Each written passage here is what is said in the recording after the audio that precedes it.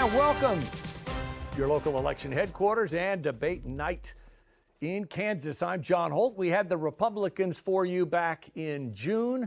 Now we bring you the Democrats, the three Democrats vying for the party's nomination for governor. But we have two terrific guests, too, who are much smarter than I, who are going to guide us through some of the issues and the pathways to victory. I'm sitting here with Democrat State Senator David Haley of Wyandotte County, and coming to us from Washburn University in Topeka is Dr. Bob Beatty, the chair of the political science department there. Welcome to you both. Thank you, John. Thanks for being here. Let's take a look at the lineup, as we always do in a pregame show, in this case pre-debate. Your Democrat candidates, we had 6 on the stage back in June with the Republicans. Here we have Ethan Corson, a state senator, Cindy Holscher, a state senator. They were in the race early. Curt Skoog, literally within hours of the filing deadline, signs up and joins the race, saying he was told that neither of the two other candidates could win in November. He had been urged to jump into the race. So he did. So here we are, guys. And what did the Skoog entry into the race have any kind of an impact in your view, Senator? Well, it's always interesting to see at the filing deadline who does come in and who is running, and you always wait until all the horses are lined up at the gate before you pick. And so it is good to have, I think, the dynamic of distinctly 3 Democrats who are raising the issue. And so I think it adds to the dialogue as to what a good candidate looks like as we move forward toward November. But Bob Beatty, as we look at not just fundraising, but just the lay of the land, the 2 state senators have been in it for some time, and in any of the forums we've seen, public debates, as we'll have here later tonight, it's really been Holscher versus Corson. And that really blew up on Thursday when the Kansas City Star, which by the way endorsed when the Kansas City Star endorsed Senator Holscher, the paper comes out with an article citing the chief of staff of the governor. He's the source here, of saying that Will Lawrence, I'm going to read it, says his boss, Laura Kelly, chose to go public with her divorce last year because she felt she was being blackmailed by Senator Cindy Holscher. It's based on a text message he had where she raised concerns about interference with the election. Never mentioned the divorce between the governor and her then husband. But, and Holscher says, no, I was not talking about that. I was talking about election interference. This is the July surprise, as you put it before we went on here. What impact will it have? What do you think? Well, first, John, wow, a debate right after that. And congratulations to you and Nexstar for having this, because I'm a huge believer in debates, and I think Senator Haley probably will agree that there's still quite a few undecided voters out there. And in terms of the Skoog entering the race, Curt Skoog, he's a very politically attractive candidate along with his running mate. But, that he would have been a great candidate in terms of a year ahead, because, with fundraising, we know gubernatorial elections, Senate elections, other elections, you got to reach the masses, and you need probably close to $1 million, and he's not been able to get there. So it's been Corson and Holscher. Wow, this revelation a few days before in-person voting, coming from the current Democratic governor, is a blockbuster, not just because of the allegations, blackmail, extortion, gracious. But really, it speaks to something, again, I heard Senator Haley allude to, which is important for any party, which is after a primary, that party needs to unite because they then have to take on the other party. And that's important. I would say something pertaining to that, which is Kathleen Sebelius, former governor, very popular still to this day, just a few days ago was at an event for Adam Hamilton, who's running for Senate, and she said publicly in Kansas, Democrats have to get 100% of Democrats to vote for their candidate, then move on and get others to vote. But that's important, that 100%. I always joke they need to get 100% of Democrats and then find a few more under some rocks. And so this is serious. It's serious, obviously, politically, but it's really serious because if Cindy Holscher wins the nomination, if the current Democratic governor does believe that Cindy Holscher was blackmailing her over a personal issue involving her divorce, that does not look like it's possible then to get an endorsement from Laura Kelly and then maybe possibly Kathleen Sebelius. There's some labor leaders that are involved in this, so maybe organized labor. That could make it really difficult for a Democrat to run a competitive campaign in the fall. And that's something just Democrats are going to have to be aware of going into this debate. Now, to be fair, the text message as provided by the Kansas City Star, breaking the story on Thursday, does not mention the divorce. It talks about a litany of interference type things, getting in the way of hiring, staffing, through the National Governors Association, which of course Laura Kelly chairs. What are your thoughts on this bombshell, and does it impact where things go from here? Before we'll get to the unity post-election, but going into the final days, do voters care about this kind of acrimony? Does it help Skoog, Mayor Skoog? Well, I think, Dr. Beatty is exactly right. After this primary, we need 100% plus Democrats and many independents in order to take on the real challenges for how leadership is going to be out of the governor's race. We want a governor. I think Democrats, independents, and many Republicans want to ensure continuity and solid leadership. I think that when we get together after next Tuesday to get behind whomever that candidate is, presumably their candidate is going to be one of those, look how well I fire a gun and wave my religious texts in order to lead you, opponent, versus one who has the leadership skills and the ability, as I think from what I've seen of both Senator Corson, Senator Holscher, and Mayor Skoog, would be a far better choice. But, well, let me ask you, and again, you both are touching on the unifying theme. Now, with just a few days left before in-person voting, and some advanced voting is underway, does this bombshell, and again, it's you could say, okay, maybe it wasn't about her personal life, maybe it was more about interfering, but it's blackmail, and that's the point Bob Beatty makes. It's just not a good look. Who does it hurt? Who does it help? But the Corson campaign, by the way, has had no comment.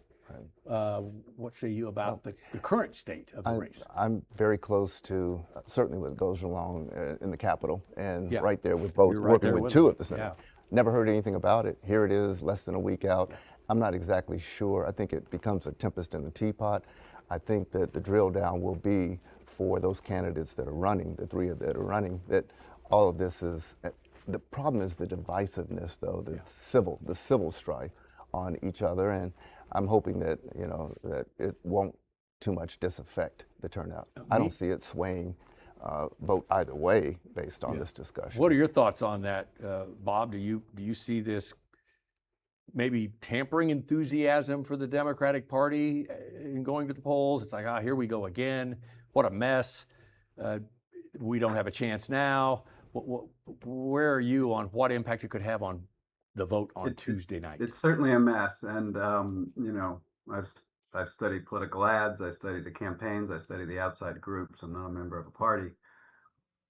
Again, it's not saying anybody should or should not vote for Cindy Holscher, but if she wins the nomination, and then there will be possibly millions of dollars in TV ads on this issue, no matter what she says. And so again, it's an issue. It's an issue in this primary. It's something that voters have to consider as another factor. To Senator Haley's point, the acrimony that has resulted in this, and whether it was wise of Senator Holscher to pick a fight with the governor in any manner whatsoever, regardless of whether she was going to get the endorsement. I should say that her campaign was based a bit on this antagonism. I'll be curious to see what Senator Haley says she does run a TV ad, Senator Holscher, where she says the working people are tired of being sold out by both parties. So her campaign is based a bit on this anti-establishment messaging, and that is going, of course, tick off Governor Kelly, would bet, because she's probably pretty proud of what she's been doing in her close to 8 years. And so that was a strategic decision. Again, and that should probably factor into voters, and that, it could help her in terms of in the Democratic primary, but it's a whole different animal in the fall. In the general, what do you think, Senator? You mentioned that she's a little anti-establishment right off the bat. Not Democrat socialist. That's very anti-establishment. But she's definitely raised some issues that could rankle the governor, and in hopes of getting voters to come her way at a time when, boy, affordability is an issue, union jobs are an issue. Do you agree there that that's a factor? First, I certainly want to underscore that I am painfully neutral as between the three that are running. Sure. And I'm not weighing in on any one particular. I will say that there are three distinct backgrounds, personalities that are running, that are vying for the nomination and the nod. I would think, were I to be a political strategist, that we'd be looking more to what it's going to take in what's a painfully red state that Kansas is, what it has taken in the past, and who it has taken in the previous times to bring together the enviable middle, I think, that independent voter who's looking for, I think, the leadership for some of the real issues confronting us, like our tax situation, real issues that we have to confront, like our schools, and ensuring that we have that autonomy. Whatever he or she, the candidates, are doing now, they should be looking ahead to what will be necessary to win in November. Winning the battle, but not the war, is something that I think none of us would want to see happen, no matter what school of thought they adhere to. Let me ask both of you this, and I'll start with you. Does Cindy Holscher, should she win, and there are many who believe she's leading, she's the favorite, does she need the governor's endorsement? Does she need Kathleen Sebelius' endorsement to unify Democrats and independents, draw independents to her campaign in November? I would certainly hope, again, as the longest serving member of the legislature that I am, and having seen all of them come in and serve and then go, that we all would unify. I think that Democrats understand, whether it's previous governors, current or previous governors, and whatever, we've got to pull together. We've got so much at stake. Kansans are really looking for a continuity and solid middle of the road, if you will, leadership, and ensuring that we can address the issues that we need. And I think that both Governor Sebelius and Governor Kelly will recognize that, depending on which one of the Republican nominees, there is actually one or two Republicans that are running that may be palatable. And I think that would be a key issue too, should one of those emerge as a Republican nominee. What about that, Bob? I mean, let's face it, if you're an anti-establishment candidate, you may be thinking to yourself, I don't need the governor's endorsement. I don't need Kathleen Sebelius, does she? If she wins? So, John, great question. So I'm not trying to butter you up or anything, but excellent question. Because there's what the younger folks call the vibes. I'm trying to adopt, a little of that too. The vibes nationally, we're seeing in some Democratic primaries, Michigan, what happened in the Colorado governor's race, for example. The candidates running against the quote-unquote establishment have won and are doing well. And as you mentioned, sometimes they're Democratic socialists. I don't think that's going to run well in Kansas, but that's a Democratic primary vibe. And if they succeed, can they then make the switch to what has always worked, like Senator Haley mentioned, in the fall, which is that sort of big coalition, because if they don't, they might scare off the moderate Republicans. In fact, they probably will. On the other hand, things happen in politics that we're kind of shocked by. Hello, Donald Trump, 2016. So it's not impossible an anti-establishment campaign can succeed. It's just improbable It would be something, this is, by the way, let me say, this is something I've never seen. I've been in Kansas 26 years, and Kansas Democrats have just not traditionally had these incredibly divisive primaries and schisms that crack them up in the fall and basically just, can destroy a potential win. That formula has worked. Governor Sebelius is probably rightfully proud of that template she provided for the last 25 years. So this would be, going against the establishment without Kelly, without Sebelius, without their allies, going essentially on their own, a candidate going on their own. It would be brand new, and it would be, again, improbable, but not impossible. So let me shift gears here a little bit, and it will be interesting to see how the candidates react tonight in the debate. The other issue, or maybe it isn't an issue, we'll get both of your thoughts on this. It's not often that you see a primary for a statewide office with nothing but Johnson County candidates, right? And we know the history of this state is statewide, Johnson County candidates don't always rise to the top. The last governor, true from Johnson County, truly, I know there's some, had their, a foot in one county and a foot in another, but Bob Bennett, 1975, Prairie Village. It hasn't happened since. That was how many years ago, right? How does that impact this race? And how do they sell themselves to voters outstate that, hey, I'm like you? Can they? What do you think? Johnson County is the most formidable counties in terms of population, in terms of economic and determinative strength, both politically and other ways, right? That it is what it is right now. Right. Johnson County, Kansas has been. The divisiveness, or among those three, especially that are running for governor, is interesting, as there are for other races that are. But Johnson County has been the bellwether for many races since Governor Bennett was in.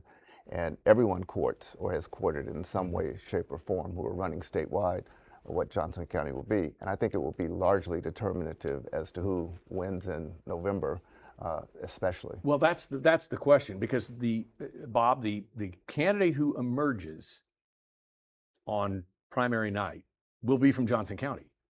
And so, the three of them, there's going to be a winner of that group, but then they have to enter the general election with that history behind them.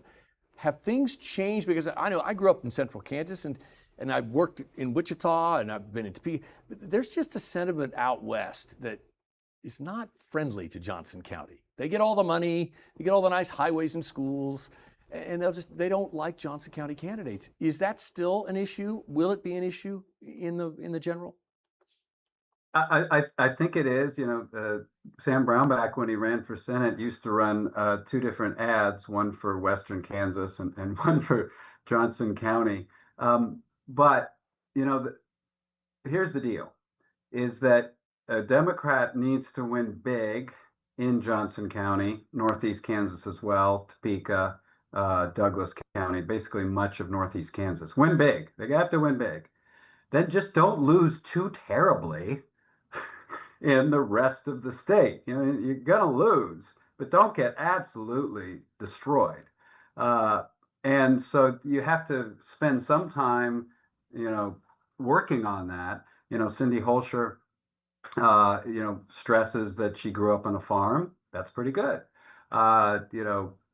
Ethan Corson ran an ad where he, talked about playing baseball at a community college and living, outside of Johnson County. It's going to be tougher for Curt Skoog, obviously, I think, mayor, right there. So that's yes, it's changed, but it hasn't. And going old school, Bob Bennett used to affect a cowboy hat to try to make that link. But the way he talked and the way he looked was still very much urban Johnson County. And that played against him when he ran for re-election, and he ended up losing.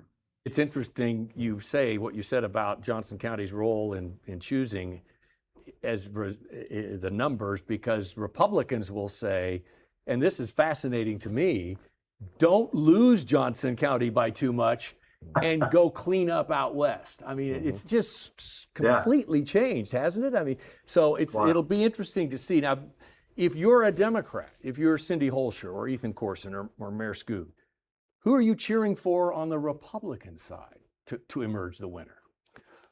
Well, first, could I say something Yeah, to sure, Doc, sure. really to Doc Beatty's point, and he's absolutely right.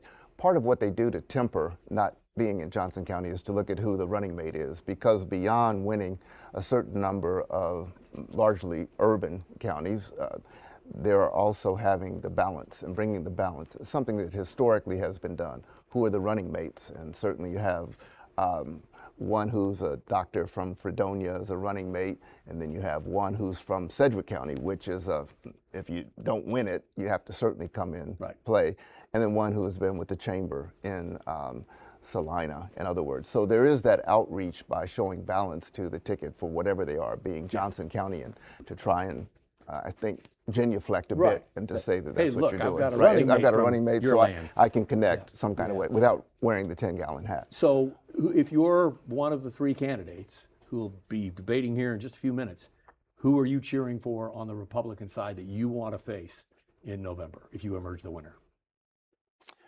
Well, I don't think that they're going to clear the primary. There's a front runner, and I certainly am concerned, having served with the front runner on that, who I know Senator Ty Masterson, Senate President.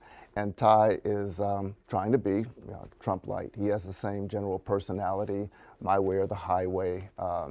Doesn't really have any ability to, I think, see the big picture.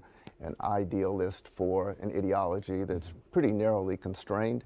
And I just don't think he's of service to. I've served with him, under him for many years. Nice enough man, personable. What do they say? All hat and no cattle.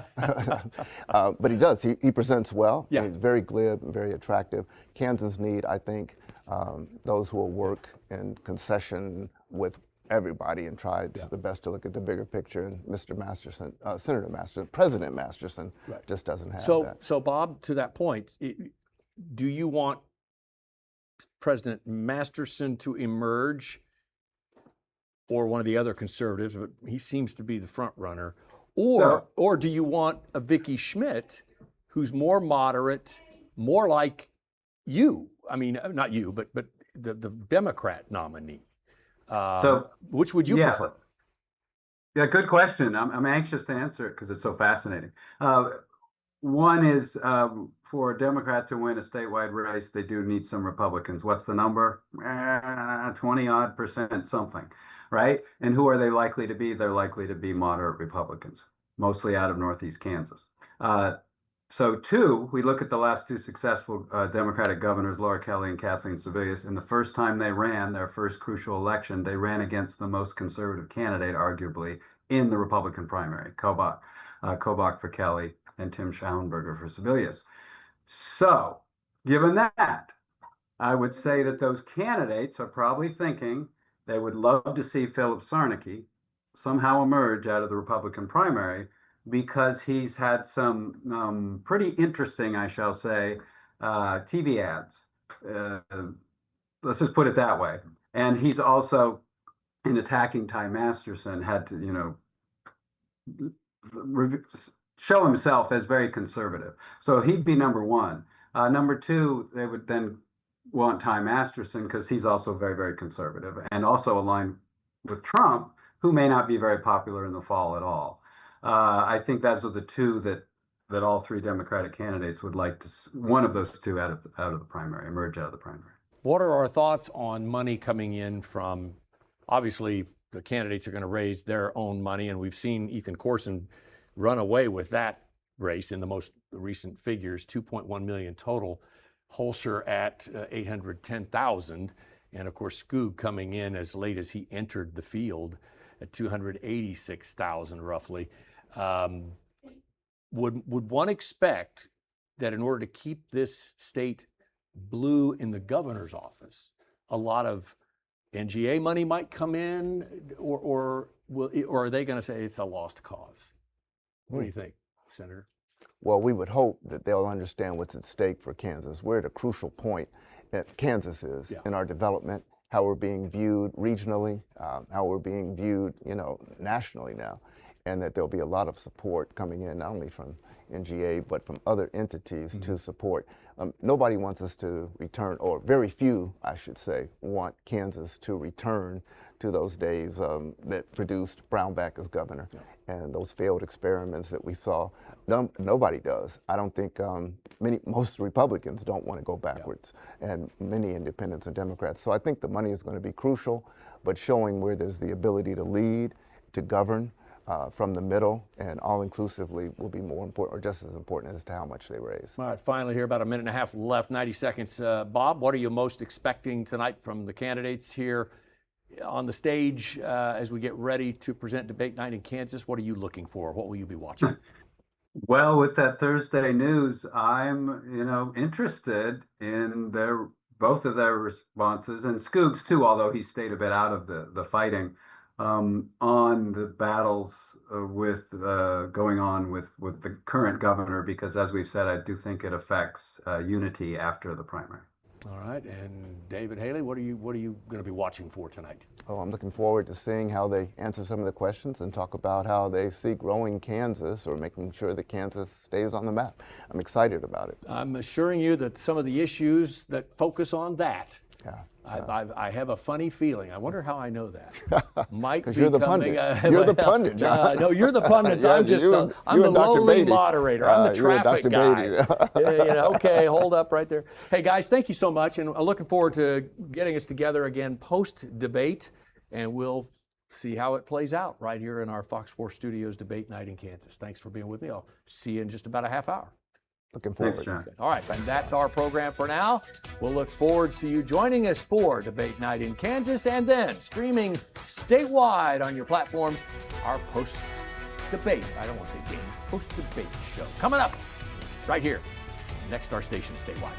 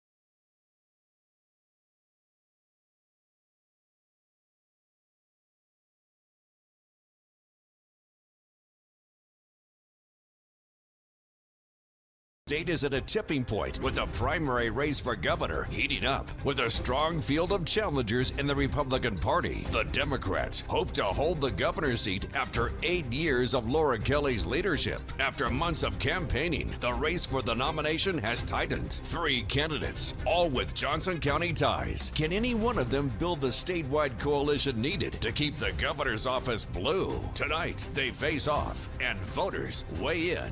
I'd like a look at education. What can we do to get housing more affordable for everyone? 3 visions for Kansas. Ethan Corson. Need to make sure that our schools have the resources to provide what our students need to be successful. Cindy Holscher. These people across the state, our citizens, are asking us for help. And as a leader, I'm going to align with the people and help them. Curt Skoog. Decisions about services are best made at the local level. No spin, just the candidates on one stage. Who earns the chance to carry the Democratic banner into one of the most consequential governor races in the country? The choice is yours. Live from your local election headquarters at the Fox 4 studios in Kansas City, this is Debate Night in Kansas. And welcome to Debate Night Kansas from the studios of Fox 4 in Kansas City. I'm your moderator, John Holt. It's great to have our candidates with us tonight, and it's great to have those of you who are watching all across the great state of Kansas, whether on television or streaming, thanks to our Next Star affiliates around the state, from Kansas City to Topeka to Wichita to southeast and western Kansas as well. Let's do a quick run through of the rules here before we start. Each candidate will have 60 seconds to answer my questions. Follow-ups get 30 seconds. We'll allow up to 30 seconds for rebuttals. Candidates, when time's up, you'll hear this bell. You'll also each get 30 seconds for a closing statement. Again, we're glad to have you here. The order of answering our questions tonight was predetermined by a pre-debate draw. Mr. Corson will be starting with you. Our first question tonight is kind of a unique situation. You don't see this often, where the nominee of the party, one way or another, will come from Johnson County, right? You're all 3 from Johnson County in the northeast part of the state. But let's face it, if you know your Kansas history, you know Johnson County candidates don't always do well statewide. In fact, the last true Johnson Countyan from Johnson County governor was Bob Bennett, Prairie Village, 1975. So, Mr. Corson, we'll start with you. What's your unique pitch to other parts of the state that maybe don't look upon Johnson County too kindly, that you understand their issues? 60 seconds. Well, rural Kansas is a key part of my life story. You know, the first place that I lived, other than my parents' house, was a dorm room in Garden City, Kansas. I went to Garden City Community College on a baseball scholarship, and that experience changed my life. I had teachers, coaches, teammates from all around the state. I had the tremendous opportunity of traveling our beautiful state by bus and getting to go into communities large and small. There's probably not a community in Kansas I haven't played baseball in at some point. And I understand the unique challenges that other parts of the state are facing, whether it's water, whether it's infrastructure, whether it's transportation. You know, I've changed a tire on the side of the road between Dodge City and Garden City late at night. So when folks in that part of the state tell me that we need more shoulders, more passing lanes, 4-laning, I know exactly what they mean. I will be the first governor since Governor Hayden to have lived experience in western Kansas, and that is critically important in our next governor.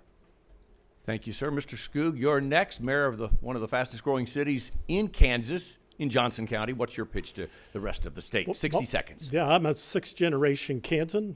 My forefathers homesteaded in Wabaunsee and Lyons County. And I grew up in Topeka, one of 5 boys.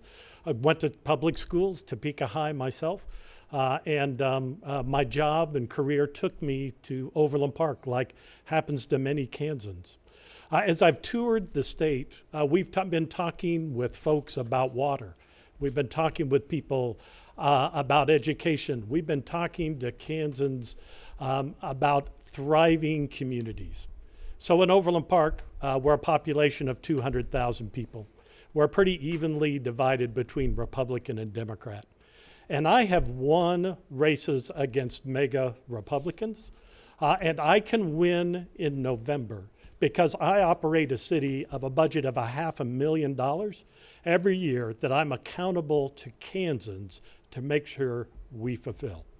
Thank you, sir. Ms. Holscher, you represent in the Senate one of the fastest growing districts in the state of Kansas, Johnson County. How do you appeal to the rest of the state? 60 seconds. Thank you. I'm Senator Cindy Holscher, the Democratic frontrunner for governor of Kansas. To give you some quick background to answer that question, I come from the farm. I grew up on a farm. I'm the granddaughter of tenant farmers, the poorest of the poor. Additionally, I'm from a military family and a union family. Those are a lot of points of connection with people across the state in terms of commonality. And I've been able to establish coalitions, particularly ended the Brownback experiment by establishing coalitions with my peers across the aisle. But I've also established coalitions with voters across Kansas. Every time a voucher bill has come forward, I have a coalition of Republicans, Democrats, and independents to push back on legislators to stop those vouchers. And when redistricting was brought up by the GOP last year, I utilized that coalition to stop those efforts. I do town halls every year, even across parts of the state that I don't represent, to make sure that people feel seen and heard, because Kansans deserve to have their questions answered and they deserve to be heard. Thank you all. Let's move on to the Chiefs Kingdom in Kansas. The Chiefs, of course, crossing the state line with a deal by the state of Kansas to bring the team in. Now, I know we've talked about the pluses and minuses of the deal. I really don't want to relitigate that with this discussion. Rather, I want you to focus on being in the governor's chair as construction of a new stadium and a practice facility are taking place. You'll be in charge at that point. So what do you do as governor to ensure, no matter how you feel about the project, that it's completed to the best interest of Kansans? Mr. Skoog, you're first up here, 60 seconds. Well, thank you. This is one of the reasons why a mayor makes sense to be the next governor of Kansas. Every day I work on economic development projects in Overland Park. That's why we've created thousands of jobs, our homes to some of the fastest growing companies in the state. It's why we've built 3,400 new residential units in Overland Park in the last 5 years. So I have negotiated development agreements with developers and companies. And what I have done over and over is hold our companies and our developers' feet to the fire to make sure they fulfill every one of the obligations in that development agreement. In fact, when Teva Pharmacies left the United States, we pulled back their incentives because they didn't fulfill their requirements. As governor, I will hold the chief's feet to the fire to the agreement that is struck on that deal. I've done it before, and as governor, I look forward to doing it for all of Kansans. Ms. Holscher, I know you've said this is a bad deal for the state, but again, I want to focus on you as Governor Holscher. Assuming it's going through, what would you do to look out for Kansas taxpayers as the chief executive over your time in office? 60 seconds. Yeah, absolutely.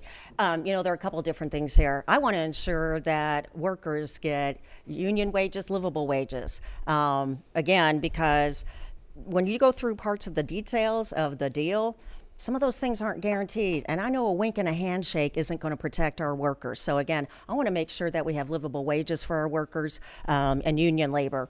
Also, I want to ensure there's supposed to be $1 billion of development or investment by the Hunt family as part of an entertainment district. I want to ensure that local minority companies in Wyandotte County get their share of that, because there's nothing, again, in writing that details how that money is to be used. And you know what? We're going to have a revenue crunch here coming up. And I'm the only one in this race that has actually gotten the state out of something similar to that big revenue crunch, the Brownback experiment. And I've also designed complex budgets. That was part of my job for several years. We're going to need that expertise to get Kansas to ensure that we are on track, that we have the revenue available, and that we're balancing our budgets and fulfilling obligations to schools and other critical services. Thank you. Mr. Corson, you've been supportive of the deal. Now let's focus on your role as an executive here in the state to make sure it gets done right for Kansans. 60 seconds. So I've held 2 senior leadership positions at the U.S. Department of Commerce. I understand how these large economic development deals work, and I will bring that background and that expertise to the governor's office. And I am going to hold the chiefs accountable to every single thing that they have promised to do in their agreement. I will make sure that happens. I also supported a sports authority. That is a different position than Senator Holscher had. I thought that was a critical step to both ensuring that this moves forward with transparency and that we have a seat at the table for Kansas City, Kansas, and for Olathe. Additionally, I'm going to partner with our local leaders to make sure that those communities are having their needs addressed going forward. You know, I met with Mayor Watson in Kansas City, Kansas earlier in the race, and I told her, you know, you and I, when I'm governor, are going to be joined at the hip, and we are going to work together to make this project as successful as humanly possible for the people of Kansas City, Kansas, for the people of Olathe, and for the people of Kansas writ large. Thank you. Let's move on to step away from a couple of issues and focus on some breaking news that's on the campaign trail here within the last 24 hours or so. I want to get to this issue. Ms. Holscher, the Kansas City Star reported last night that the governor's chief of staff was accusing you of blackmail based on a text you sent about a year ago. That text warned that you'd take action against anyone who interfered with your campaign, put the thumb on the scale, so to speak. The chief of staff now says he believes you were threatening to expose Governor Kelly's marital status. Your campaign issued a statement last night. Now we get to hear from you. What say you about those text messages to the chief of staff? 60 seconds. Yeah. That's an absolutely ridiculous accusation. It is a last-minute attempt by insiders, the establishment, to try to prop up their candidate.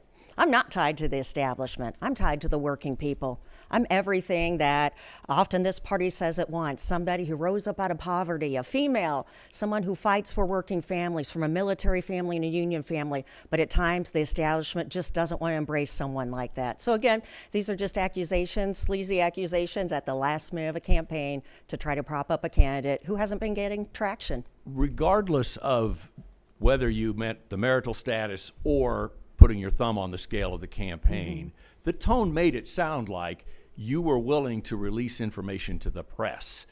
What was that information then, and would you be willing to release it now? 30 seconds for the follow-up. Oh, I think all of that has been released, and it's in regard to the environment that many of us have been facing in terms of, and I think this was in the statement last night, an atmosphere of bullying and coercion. So like I said, that was pretty much addressed in the release that we put out, in the statement we put out. But the fact of the matter is, you know what? Again, it's just a sleazy attempt by insiders. You don't believe it was blackmail, is what I'm hearing you say. Oh, no. Mr. Corson, Ms. Holscher is asking you in that statement issued last night, which I have right here, I'm calling on Ethan Corson to disavow the petty attacks that came from the chief of staff of the governor who endorsed you. We did not hear from you last night. Your campaign had no comment. Would you offer now to disavow that announcement or complaint from the chief of staff of the governor? You've got 60 seconds. You know, John, we didn't comment on that because that story had nothing to do with my campaign. And I'm really focused on addressing the issues that Kansans want to hear from all of us about. Healthcare, education, jobs, affordability. I put together really detailed plans for how to address all of those. And I frankly think that hearing from us on those issues is what the voters want and what the voters deserve. And that's what I hope we can focus on tonight.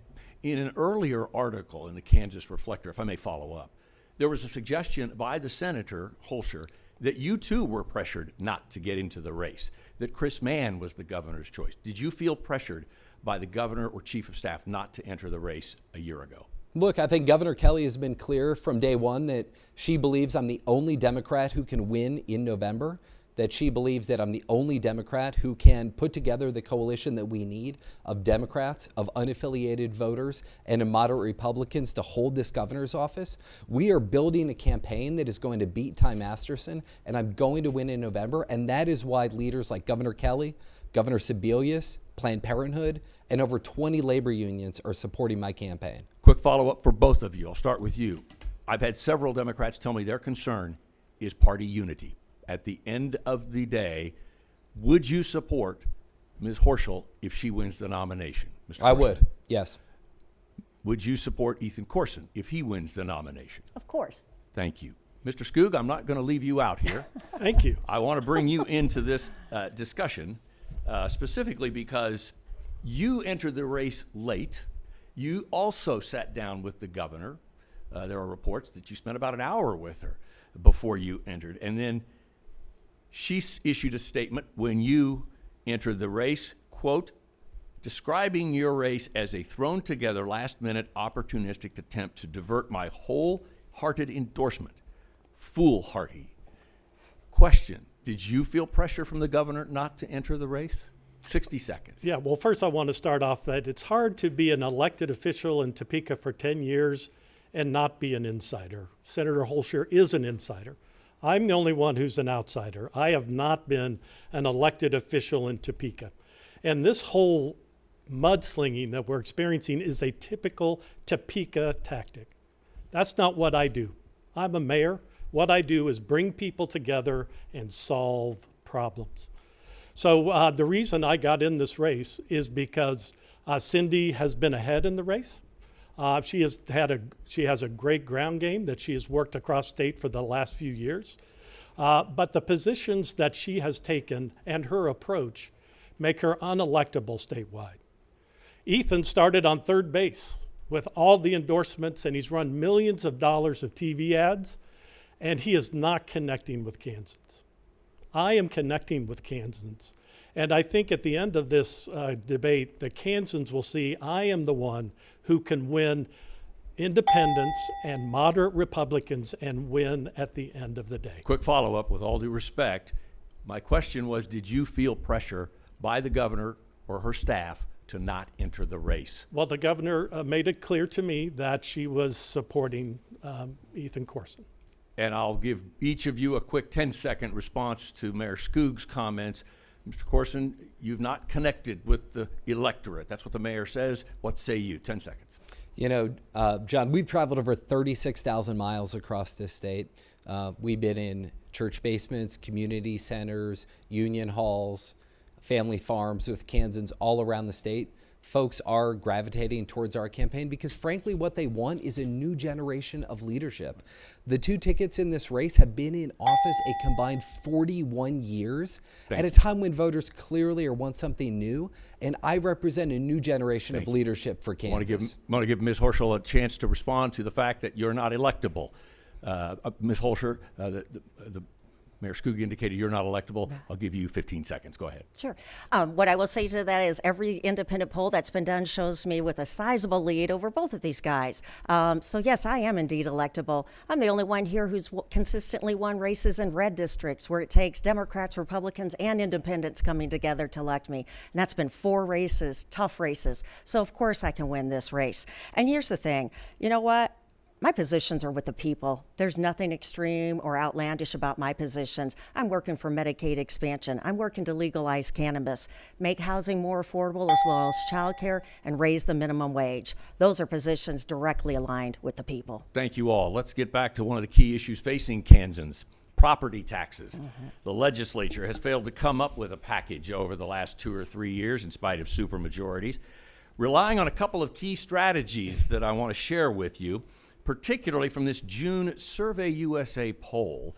It shows Kansans overwhelmingly support these 2 strategies. Show these to our viewers. 76% surveyed in Kansas would cap assessed valuations using a constitutional amendment. 78% would allow voter input on property tax increases by the various local taxing entities. Ms. Holscher, we'll start with you. You voted no on both of those attempts, calling them gimmicks. Why are you right and a supermajority of Kansans surveyed wrong? 60 seconds. Yeah.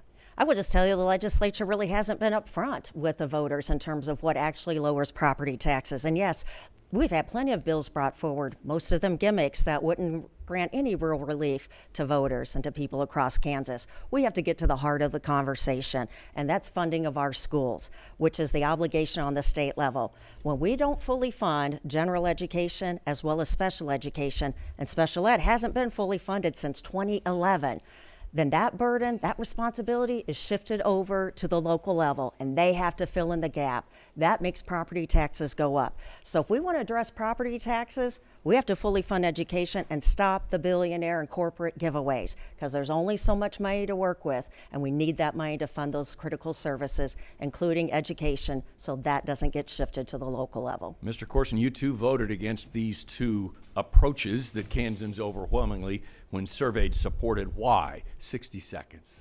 So, John, I've been a leader on the Senate Tax Committee. I'm the senior Democrat on the Senate Tax Committee. I've worked with Governor Kelly and a bipartisan group of senators to eliminate the state sales tax on groceries, to eliminate state income taxes on Social Security, to freeze property taxes on certain fixed income seniors, and to eliminate sales taxes on 100% disabled veterans. So I have a record of addressing the affordability crisis, but these two proposals, we've studied them in the Senate Tax Committee for the last 3 sessions. They do not provide the kind of direct, immediate relief that Kansans deserve. What we need to do is implement My Working Family's agenda, which would immediately lower property taxes on everyone, create a $250 vehicle registration tax credit on every single vehicle registered in the state of Kansas. We would freeze property taxes on even more of our fixed income seniors. We would bring back in the 1/3 of Kansans who rent into our property tax relief program. And long-term, we would address this by having a task force on property taxes to find a durable, lasting solution that can fix this problem once and for all. Thank you. Mr. Skoog, you opposed these two approaches as well. I've heard you say that. But you also note that Overland Park has the lowest property taxes in the state. And that's certainly true. Your mill levy at 14 and point a few things, yes, is the lowest in the state. But as appraisals have soared in Johnson County and in Overland Park, and your budget at City Hall has more than doubled in 10 years, property taxes have gone up in spite of that 14 mil levy. Why should Kansans trust you to cut their property taxes? 60 seconds. Well, I just got reelected last year with 70% of the vote in Overland Park. Overland Park is pretty much 50-50 Republican Democrat, the size of 3 state Senate districts. And what the voters have said is that they value quality of life. We have a 97% satisfied and very satisfied rating on the quality of life in Overland Park. So what I do is I develop budgets and I approve balanced budgets every year that deliver for my community. My community has a chance every 4 years for me and every 2 years for our city council to say that we are spending inappropriately and that our taxes are wrong. And I was reelected with 70% of the vote. I just want you to listen to my opponents as they talk about how they want to address property taxes. There's a lot of giveaways. There's a lot of gimmicks. There's a lot of things that if you do the math, it doesn't work out. We're on a budget. We are headed toward a budget challenge in 2 years, right? And that's with these two leading, as they have said, have been leaders in the state Senate. I'm going to give we're in a budget challenge in the state. I want to give each of them a chance to respond since you called both of them out. Ms. Holscher, we'll start with you. What would you say in response to Mr. Skoog? 15 seconds, please. Yeah, Democrats aren't the issue in the legislature. We have a MAGA supermajority that makes it very hard to get work done. I would love to have the environment the mayor has, where he has a city council that is very heavy, the same of the same party as he is. Certainly does make it a lot easier to get things done. Yet, I'm the most effective Democrat in the Senate in terms of getting my bills to the finish line and more successful than 90% of the Republicans. Thank you. Mr. Corson, I'll allow you to respond to the mayor's comments. 15 seconds, please. Yep. You know, one of the problems with the budget process is that Governor Kelly has presented balanced budgets that fund our core services, public safety, education, transportation, and have us living within our means. It has been the Republican supermajority that, as that budget has made its way through the process, has filled that budget up with pork barrel projects, with earmarks. What I'm going to do as governor is I'm going to take charge of this budget process by vetoing any projects, any taxpayer spending that doesn't go through the regular order of the budget process. Thank you. Let's shift gears and talk about another form of taxation that's important to the state and its revenues, the income tax, 45% of the state's general fund. Now, you all know that right next door in Missouri, from where we are, that state will vote Tuesday on phasing out its income tax and allowing the legislature, in a constitutional amendment, giving the legislature the power to broaden the tax base of services to pay for it. Would you support a similar approach to tax cuts, and how would you pay for it if you did so, whether it was to cut the tax or just phase it out completely? Mr. Corson, we'll start with you, 60 seconds. And look, I would absolutely not support phasing out income taxes in the state of Kansas. That is exactly the path that we tried to go down under Governor Brownback. It was a disaster for the state. I will never, as governor, put our state in that position again, where we have school districts talking about 4-day school weeks, where we have crumbling roads and infrastructure, where we aren't able to do basic maintenance and repairs of our highway system. Where our credit gets downgraded, where we have the slowest economic growth of any state in our region, I will absolutely never put us on that path. What I will do as governor is I will provide tax relief to working families who desperately need it. That's why I proposed my working families agenda. It would raise the minimum wage. We'd eliminate taxes on overtime and tips. We'd create a child tax credit. We would do the things with property taxes that I already mentioned, and those combined would provide the kind of real relief that our working families deserve. Not people at the top, not the 1%, but our working families, and we continue to grow the tax base. My background's in economic development. My lieutenant governor, Renee Duxler, is a president and CEO of the immensely successful Salina Area Chamber of Commerce. So we're going to continue to bring in more jobs, more revenue, more businesses, grow our tax base, and cut taxes on working and middle-class families. Mr. Skoog, would you support a cut or perhaps phasing out of the state income tax?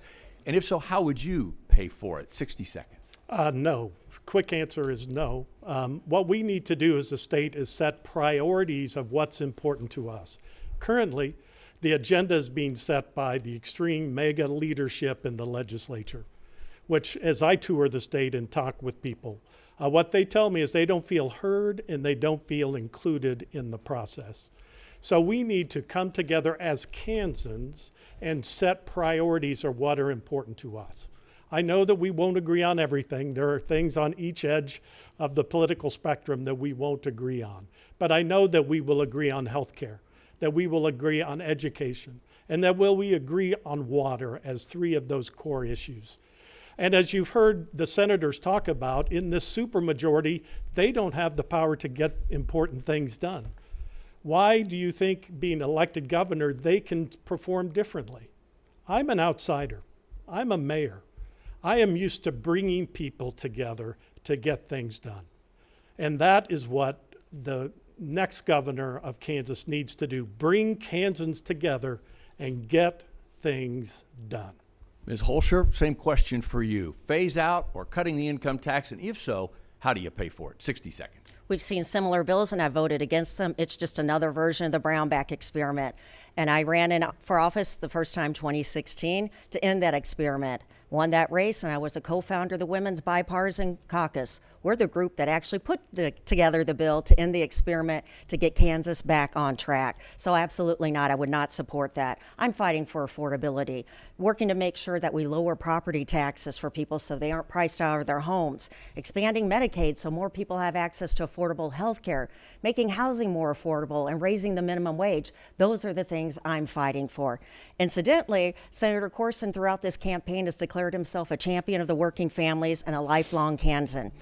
But what he doesn't disclose is the fact that he spent nearly a decade on the East Coast working as a corporate attorney representing big pharma, big tobacco, big oil. And he actually voted to double campaign donations, which allows corporations to have more of a voice.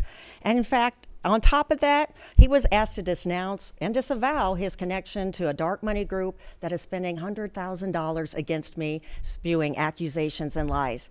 He refused to denounce that, and it is really disheartening to see a Democrat using a tactic from the Trump Masterson playbook in this primary. Thank you. Mr. Corson, I'll give you 30 seconds to respond. You know, John, you just heard a lot of accusations, no real facts to back them up. And again, I just think it's sad, and I think it does a disservice to the Kansans who are watching this debate. You know, I think Kansans, as they decide about who should be their next governor, I think they deserve to hear our positions on health care, on affordability, on taxes, on job creation. That's what I want to use my time on the debate stage to talk to you about. None of the things that Senator Holscher said are true. I'm very proud of the career that I've had. I'm very proud of the work I've done in the Kansas Senate. My campaign is not running any of those ads. I'm the only candidate who's been endorsed by In Citizens United because I am committed to getting dark money out of our politics. Thank you. Let's move on. A couple of you have mentioned spending, so let's talk about that in the state. The legislature's research arm, as you well know, estimates a nearly $1 billion budget deficit over the next 2 fiscal years. You would be governor if elected and have to deal with that. Everybody talks about waste, fraud, and inefficiencies. So let's step away from that and focus on some specific agencies or programs that you would cut. Mr. Skoog, I'm going to start with you. You've mentioned state jobs and attrition, and perhaps now is a good time for efficiency's sake to move those jobs off the ledger. But are there any other agencies or programs you would cut? 60 seconds. So this is why I talk about being a mayor in the governor's office, is we need to establish what our priorities are as a state. We haven't brought Kansans together to set our agenda for what's important. How do we build thriving communities across the state? That is what I'm focused on. And as I've talked to people across the state, what I hear is that they, as I mentioned earlier, they don't feel heard and they don't feel included. In Overland Park, what we did is we launched a redevelopment initiative along Metcalf Avenue. And we had over 4,000 residents come together and establish what the importance of redeveloping Metcalf Avenue. Today, we have the headquarters of Shamrock, one of the fastest growing companies in the country. We've redone downtown Overland Park. We're ranked as one of the best places to live, work, and play, all with the lowest property tax in the state of Kansas. That's what the next governor needs to do, is build a consensus across the state so we can right-size the state government and our spending to deliver on our priorities as a state. Let me get a quick follow-up in here, Mr. Skoog. Can you develop a consensus to cut specific programs or agencies? Can you share those with us? I didn't hear that. Well, I think the prime one is within water in the state of Kansas, right? We have been studying water for decades. We need to approve a water plan that consolidates I think there's 28 different agencies or parts of state government that are involved in water. We need to consolidate that, much like the governor just did with the child center, early office for early childhood. Thank you. Ms. Holscher, what specific spending would you target, agencies, programs, to get the budgets back in line? 60 seconds. Well, first and foremost, I would stop the billionaire giveaways and tax breaks for corporations because it's leaving families behind. It's rigging the system against working Kansans. What I will look to do is I will look to increase revenue, and there are ways we can do this. We have pathways, including legalizing cannabis. Missouri takes in over $255 million in revenue, and if we don't think cannabis is here, we're fooling ourselves, because if you visit the parking lot, 80% of the plates are from Kansas. So again, it's here. We just haven't legalized it. We aren't getting the revenue from it. And here's the thing. I do want to address something that was brought up earlier in terms of the connection there with the dark money group, Heartland Priorities. You know, we've got to be serious about this. One of the people who founded that group was a former employee of Senator Corson's at KDP. Another person was a high school buddy who contributed to his campaign. And footage used in some of their ads is the same as the footage used in his campaign ads. Again, let's be serious. There is a connection. There's an affiliation there. Okay, follow-up question, though. On programs, you would cut or target agencies that are maybe a little bit fat, that we could trim that fat to get the budget deficit under control. I'm going to give you 15 seconds. Sure. Again, building budgets, implementing budgets is what I've done for a good portion of my career. And I will look to prioritizing the needs of Kansans, funding schools, funding our critical infrastructures. You know what? A lot of our agencies have been hit hard over the past few years in the name of efficiency. And they haven't found anything in terms of those inefficiencies. What we've seen, though, instead are cuts to important programs that serve Kansans. Thank you. Mr. Corson, I'll give you 15 seconds to respond to the allegations of dark money in your relationship. Look, again, John, I just think that these personal attacks by Senator Holscher are not what people want to see from politicians. You know, as I've traveled the state, voters have made it clear to me, and I think this is maybe coming from me as a next generation leader, being a generation younger than my opponents, but people are just sort of sick of these petty personal attacks. And I really came here tonight to tell you about how, as governor, I want to tackle the big issues facing Kansas. Healthcare, education, jobs. I didn't come here to lob personal attacks on my opponents. Thank you. One of the big issues that has faced Kansans for decades is abortion. Hey, John, I didn't get to answer the budget question. Oh, we'll give you 60 seconds to do that. You're right. I wanted to give you that follow-up. Let's have you take a look at what programs or agencies that you would take care of. Thanks for going to the monitor and straighten the moderator out. 60 seconds. You have a tough job, and I respect it. Hey, so look, I was Chief of Staff of the International Trade Administration at the U.S. Department of Commerce. When I was there, I managed an annual budget of over $500 million a year. We had 2,200 employees in every single time zone in the U.S. We had employees in 78 countries, 105 cities. And so I understand what it takes to manage, lead, and execute a plan to deliver results for Kansans in a large bureaucracy and to get things done and to make sure state government delivers for Kansans. What I'm going to do is what I talked about. I'm going to veto these pork projects. I'm going to veto these earmarks. And I'm going to do more things like the Office of Early Childhood, which I was privileged to work with Governor Kelly on and which I supported, which is really a model of what we can do more of. It took, we had our early childhood services spread across 15 different parts of state government. What we did was we consolidated that all under one roof. So it's going to serve our parents better, it's going to serve our providers better, and it's going to be more efficient and more effective for Kansans. I think that's a model of what I'd want to do more of as governor. All right, thank you. Now let's turn to that difficult discussion about abortion. Kansas state law, this is the statute, bans abortions after 22 weeks of pregnancy or 24 weeks of viability, exception for the life and health of the mother. Do you support the current statute, or given the 2019 Supreme Court state, which found a right to abortion in the state of Kansas, would you prefer that abortions be allowed throughout the entire term of pregnancy? Mr. Corson, we're going to stay with you 60 seconds. Yeah, John. So, look, I want to be absolutely clear on this. The decisions around reproductive health in Kansas should be made between a woman and her doctor. And as governor, I will veto any legislation that gets in the way of these decisions being made by a woman and her healthcare provider. You know, in 2022, when this amendment that would have banned abortion in Kansas was proposed, like so many other Kansans, my wife Jen and I knocked on hundreds of doors in our community to protect the right to safe, legal abortion here in Kansas. I have a 100% pro-choice voting record in the Kansas Senate. And as governor, I will veto any legislation that puts legislators into the doctor's offices where they do not belong. That is why Planned Parenthood has endorsed me in this race. Because let's be honest, abortion is on the ballot not only in August with this amendment, but in November. And they endorse me because they know, quite frankly, that I'm the only candidate who can win in November and then be a brick wall to protect reproductive rights in Kansas as governor. So, based on what you've told me, you're fine with the current state law, which after 24 weeks bans abortion except for the life and health of the mother. You would not change that. 15 seconds. Look, I've been crystal clear. My position is women need to have access to the medical care that they need, and those decisions should be made between them and their doctors. Okay, thank you, Mr. Skoog. Same question for you.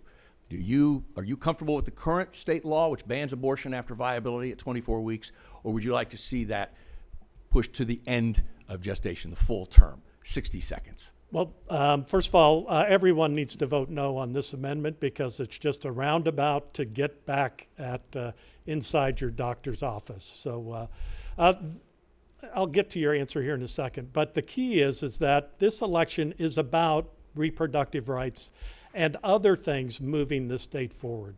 Ty Masterson has been a bad Senate president for the last 6 years.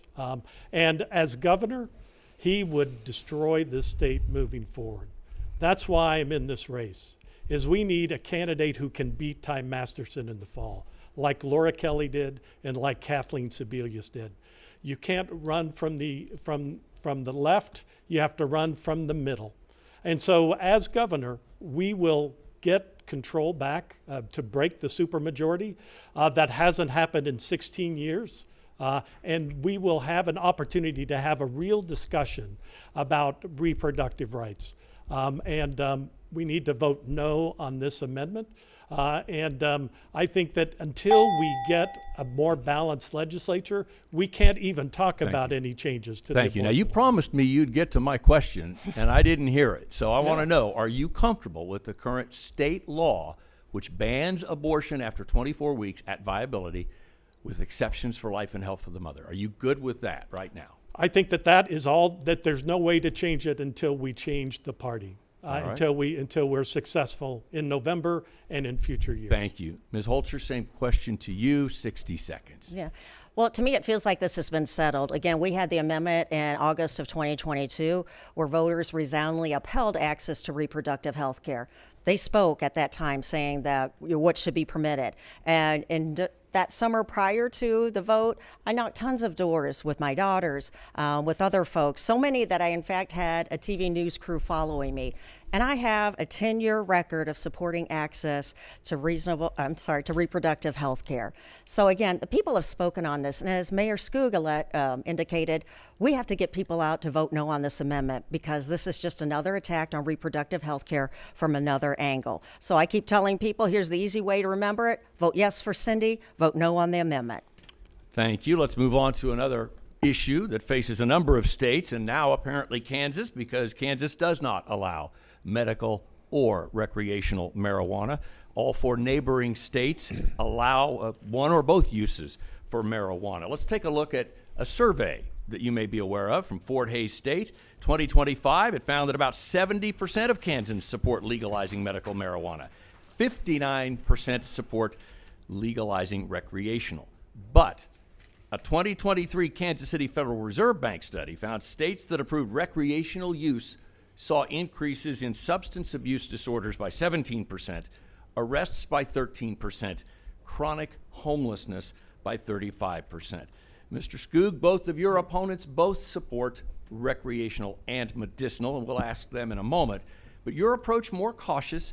You want to get medical marijuana up and regulated first, then a move to recreational. So why is your position the right one and theirs is the wrong one? 60 seconds. Well, John, I always love how you do your homework. So my first choice when I announced that I was going to run for governor, I chose Dr. Jen Bacani McKinney from Fredonia, Kansas.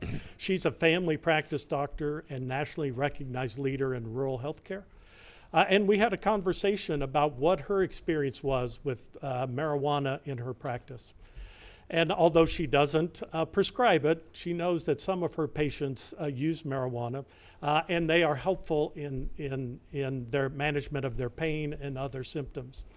And so when I was on the Kansas Reflector, if you want to hear more about this conversation, you can go to Kansas Reflector podcasts. So I'm in favor of legalizing medical marijuana, much like we have how we regulate alcohol. Right? We have very strict guidelines around alcohol to make sure that criminal elements and the quality of the product continue to move forward. We need to do that with medical marijuana. And so that would be the first step that we would move towards. And once we have those guardrails in place and we have confidence in that system, we should move towards legalizing recreational marijuana. Thank you. Ms. Holscher, you've noted the revenue. You made the point a few moments ago, $255 million in Missouri last year alone, taxing dispensaries, and a state line of Kansas cars that line up along dispensaries, along state line. But given the concerns about the health impacts with brain development, mental health concerns, and the survey and the study the KC Fed did, do the revenues that you talk about, do they outweigh the costs here? 60 seconds. Certainly. This is an issue I've been working on for 10 years. I actually got it passed, one bill for medicinal passed in the House. We've had roadblocks in the Senate. And here's the fact of the matter. We got to put the correct parameters in place. And there are lots of great models out there in how to do this. Not Oklahoma, that one gets cited often, but I have literally written and introduced bills on this topic. And again, there are great models out there to do this the right way. So many other states have done it. I guess that's the advantage. We can pick and choose the right way to do this. But to make it happen, I'm committed to winning this race and flipping seats out there, something I've been successful in doing, so we can get a better legislature in place. And back to some of those studies I referenced, if you could address that, the concerns of the impact of marijuana on your health, brain health, et cetera. do the benefits of the revenue outweigh the costs to the state and society long term? 15 seconds. Well, yeah, again, you've got to put the right parameters in place so it's not getting into inappropriate hands. You can't use packaging that's marketed to children. So there are lots of things that can be done. And again, we have great models out there. And I will tell you, as I've done over 70 town halls across the state, this is a huge issue that's important to people. That, as well as they're worried about Trump and ICE and who's going to stand up to them. I'm the only person running in this race who has stood up to Trump and some of the tactics he's brought forward. Thank you. Mr. Corson, your turn. You've also lamented the fact that a lot of revenue is going to the state of Missouri and others.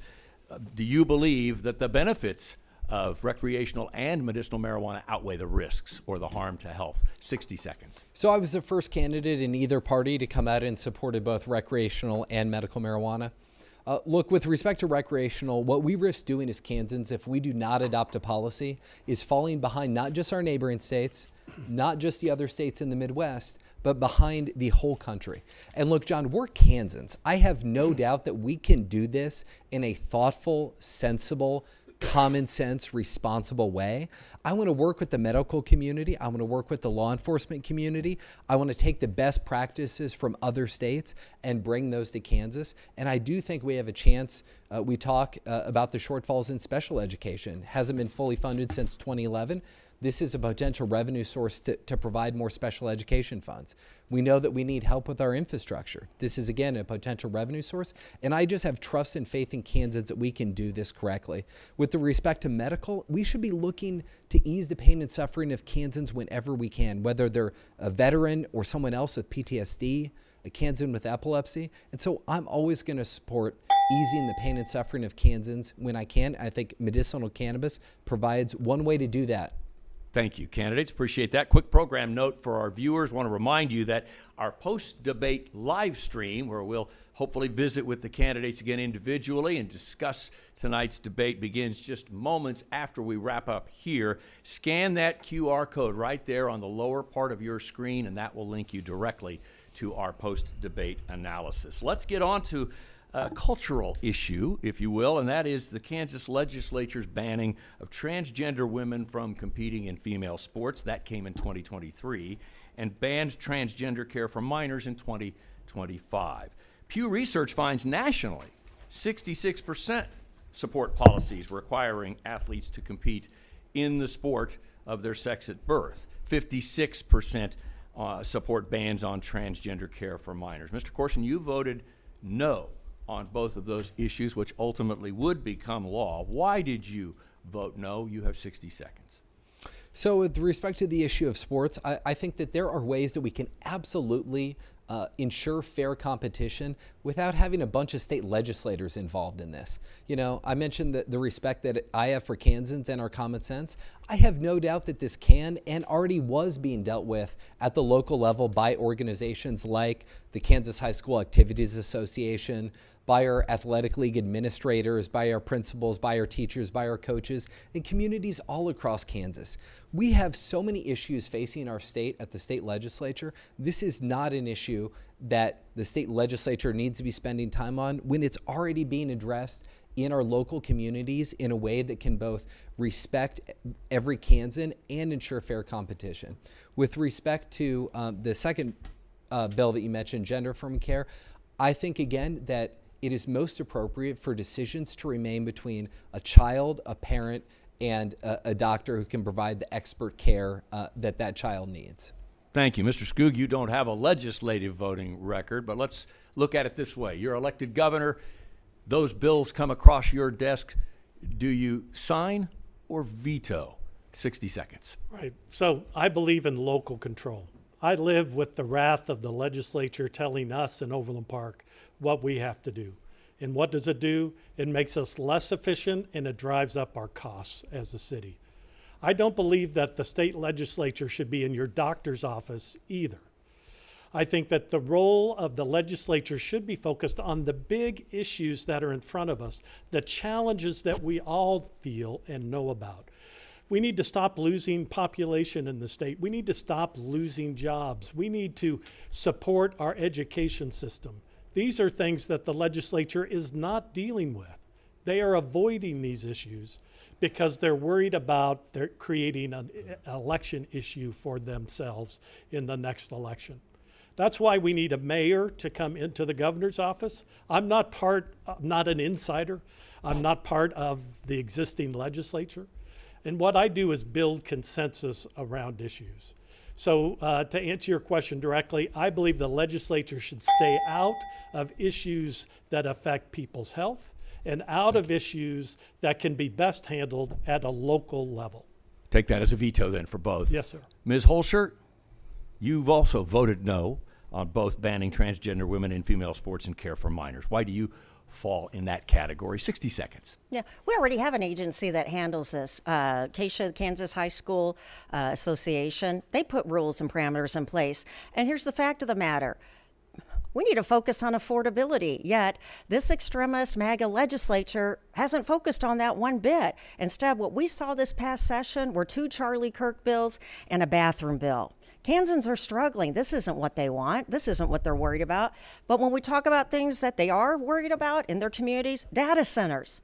And I'm proud to say I'm the only Democrat to issue a call for a moratorium on data centers because people are worried about data centers sucking up their water, jacking up their utility rates, and the fact that the promises of jobs that they heard just aren't delivered. So that's what I'm hearing from people. And I'm hearing that they're concerned about Trump and ICE coming into their communities. I'm the only one in this group who has stood with faith leaders pushing back against ICE. I'm the only one who has stood up on the Senate floor to push back against those bad bills. And I'm the only one who showed up at a Boys and Girls Club when ICE was threatening to terrorize children. And I'm happy to say I haven't taken any donations from CoreCivic or any of those entities that drive those things. Thank you. Let's move on to the 10-year transportation plan known as IKE. That plan will expire in 2030, and under the next governor's watch, a new policy will be deployed. So, Mr. Holscher, or Ms. Holscher, we'll start with you over here. What will your priorities be as a new 10-year transportation plan is developed? 60 seconds. Yeah, I was in the legislature at the time at the height of the Brownback experiment, again, before working to end that, and I saw what was happening in terms of our roads and highways when transportation was not funded. So I'm proud to say that as I helped build that plan in terms of ending the Brownback experiment, helped build that budget to make it a priority, roads, highways, transportation was a priority. And we've had great progress, but there's still more to be done. So I will continue to focus on that because what we saw previously under Brownback was the sweeping of those funds that were dedicated to those areas. I do want to go back to something. I wasn't allowed to have a rebuttal on something earlier in regard to the Sports Authority bill. My name was mentioned. I do want to address that. That Sports Authority bill, some people are portraying that it is just some of the details added away there in terms of giving access to local leaders. There's lots of details in that Sports Authority bill. It is an absolute billionaire giveaway. And we can't give people a seat at the table when we've ripped it away and given it to billionaires. I want to make sure we get to this highway question for our other guests. Mr. Corson, what will your priorities be as you develop a new 10-year transportation plan? 60 seconds. So I'm the ranking member of the Senate Transportation Committee. I've spent a lot of time thinking about this. I think that the key to developing the next transportation plan is community input, and it is making sure that all parts of the state feel included in our transportation plan. That's why I've traveled 36,000 miles all across Kansas. I met with community leaders, business leaders, faith leaders, farmers, small business owners about what they hope to see in the next transportation plan. So I think it's critical that we continue that process. I think the local consult process that we've done with respect to our current transportation system has been very successful. And I mentioned my background. Look, I lived in Southwest Kansas for several years. I understand the unique needs and desires out there, whether it's 4-laning, shoulders, better lighting, more passing lanes. And I want to make sure that we design a transportation plan that works not just for our major metro areas, but for Southwest Kansas, Southeast Kansas, and all parts of the state. Mr. Skoog, what will your priorities be for a new 10-year transportation plan? 60 seconds. Yeah, well, first I just want to make it clear to all the viewers that Ty Masterson believes in a 1-year transportation plan, not a 10-year transportation plan, which would take us back to the Brownback years for sure. So as we look at the next 10-year plan, it has to be driven by conversations with Kansans across the state. has to be based on safety. It needs to be based on the transportation of goods. I was out in Hayes and in western Kansas during the wheat harvest recently, and the number of diesel trucks moving across our highway infrastructure was impressive. But as we look at that plan, we also need to start thinking about water infrastructure. So the question is, does water infrastructure get included in a broader idea of a transportation plan, or should we handle that as a separate item? But we need to redo and re-up the program and make it based on input from Kansans across the state. Thank you all. We've covered a lot of ground. I really appreciate your answers, and it's time now to move to our closing statements by drawing. Again, a pre-debate draw. We've determined who will start our closings. 30 seconds. Ms. Holscher, you're first. Great. Thank you so much. I'm the only Democrat in this race who won't give your hard-earned taxpayer dollars to billionaires, corporations, and AI data centers. And I'm the only one in this race to actually stand up to Trump and ICE in the legislature as well as in our communities. And what we're seeing here is establishment guys who keep delivering more of the same while leaving working families behind. Both of my opponents will claim they're the only one who can win in November. But here's what I will tell you. They can't win because they're aligned with Senator Masterson's positions on AI data centers and corporate giveaways. People won't see a differentiation there. I know who I'm fighting for, the working people. So I ask you to join with me, the Democratic frontrunner, and we'll deliver great things for Kansas. Mr. Corson, 30 seconds. So thank you for watching. As tonight's debate has shown, I'm running to provide solutions, not slogans, to the biggest challenges facing our state. But just as important as what I want to do as governor is why I want to be governor. I want to be governor to build a better Kansas for my kids and yours. And with the stakes as high as they are in November, we need to nominate a candidate who can win. I'm a proven winner. I'm the first Democrat ever elected in my district. And I represent a new generation of leadership for Kansas.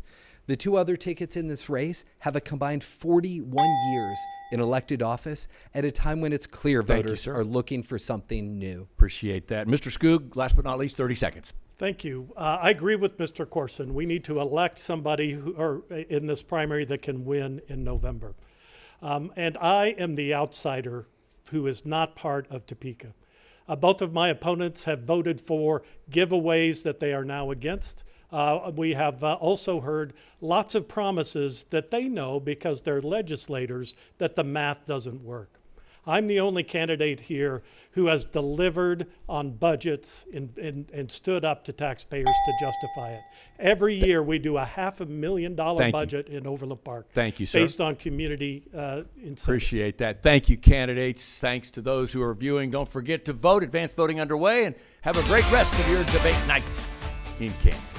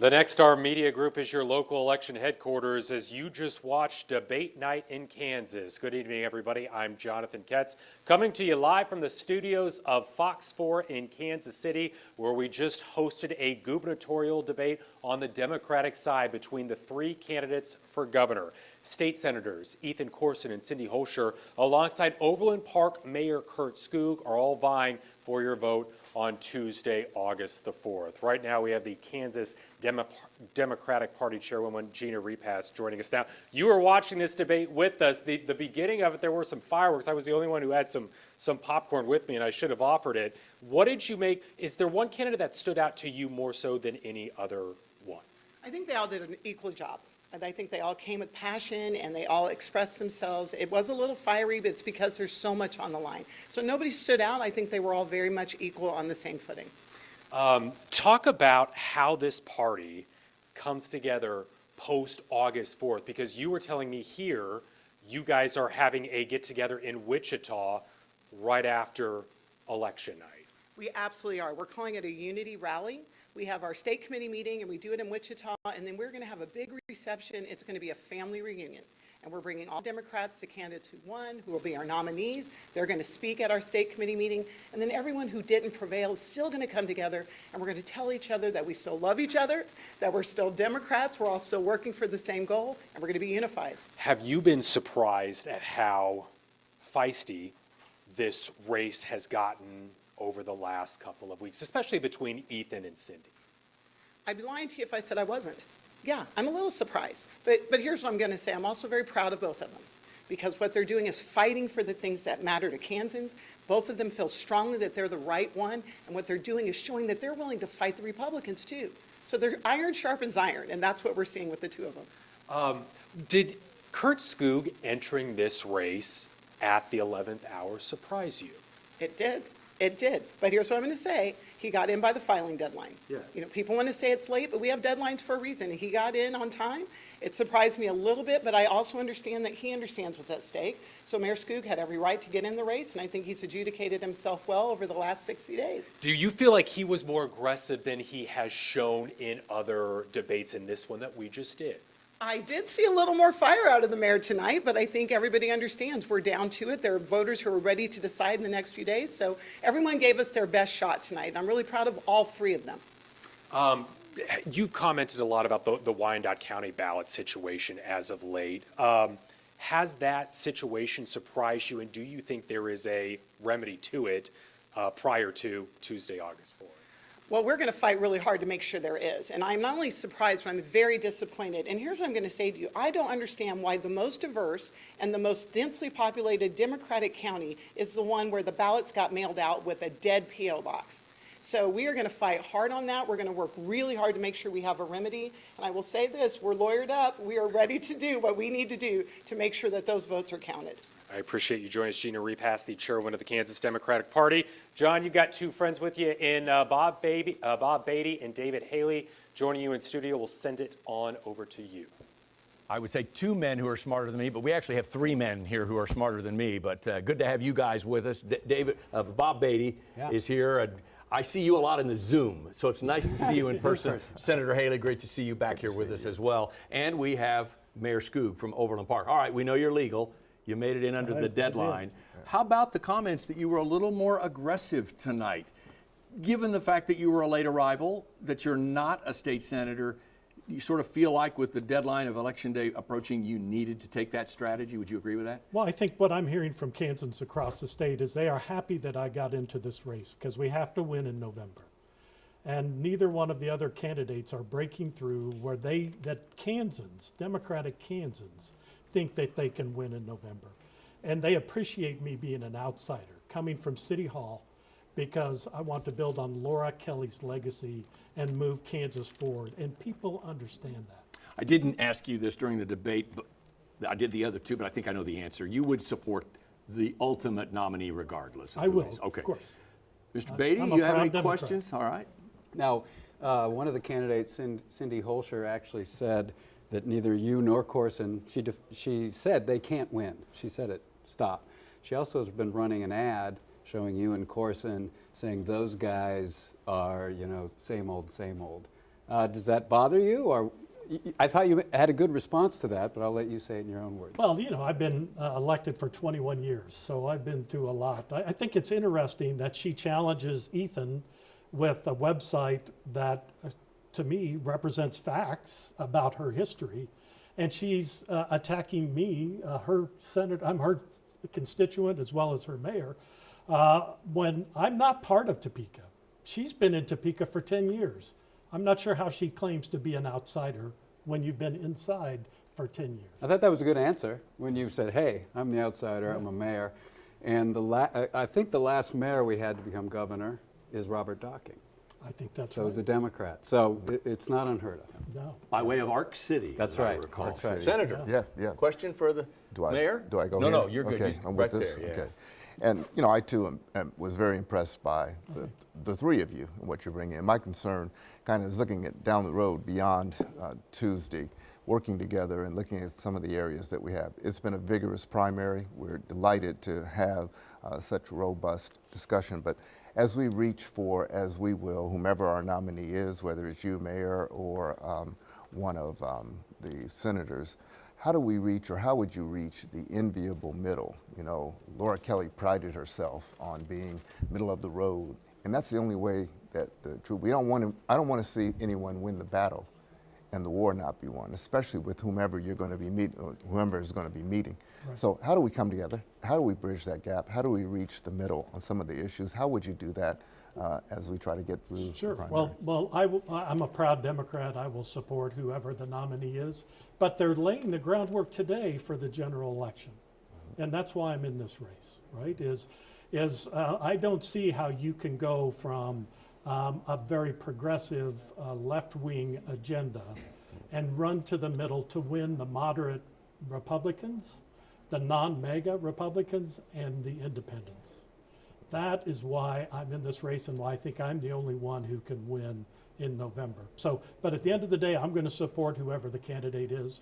And if it's not me, I will be encouraging them to think about things more broadly, because we need to be worried about Kansans, not our fellow legislator. This is about Kansas and Kansans across the state. The difficulty you face is how late you got into the race. Do you wish now, looking back, you might have started a year earlier? And I know that you said there were challenges in your personal life that didn't make that possible. But given that opportunity, you think you'd be farther along? Well, first of all, being governor was not on my bucket list. So this is not anything that, like my opponents that have been working towards for years, right? I'm in this race because we have to win in November. And it was when Donald Trump endorsed Ty Masterson on Memorial Day weekend. I was at my family cemetery out in Linden, Kansas, a beautiful rural cemetery, when I heard the news. And that's when it was clear that the people who'd been talking to me about running were right, that I needed to get in the race so that we could win in November. Because Ty Masterson as our next governor will be disastrous. Sure appreciate you being with us tonight. I know the campaign is winding into, I guess, the stretch run, and so we appreciate you coming with us and being a part of our debate tonight. Your last chance to reach the statewide audience. This is the best part of the campaign, is talking to people. So I appreciate everybody paying attention and having the conversation. Best of luck on the road, on the trail. Thank you. Mayor of Overland Park, Curt Skoog, and now we're going to bring in a loyal opponent of the Democratic Party. Ethan Corson is going to join us. I mentioned at the top, guys, I don't know, Bob, you might. In history, has a primary included the same county for all of the candidates? Now, I'm putting you on the spot here. You mean since 1868? No, is that how old you are? I would never have guessed that. This is unique, but we know, as you said, that Robert Bennett was the last governor to come out of Johnson County, and he affected a cowboy hat, and then he didn't win re-election. So, yeah, it's a tough county to come out of, but of course, that doesn't mean it's impossible. One of the guys coming out of that county is Fairway's, the pride of Fairway, Ethan Corson. What were your thoughts on how the debate went tonight and how you did?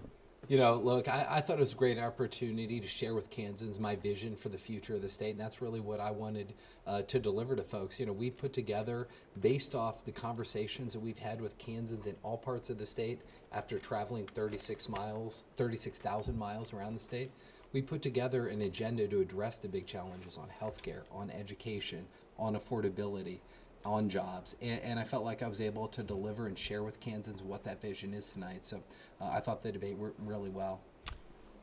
Professor. Yeah, Senator Holscher said there's nothing extreme in my positions. Do you agree with what she said? Because Mayor Skoog was sort of alluding that he didn't necessarily agree.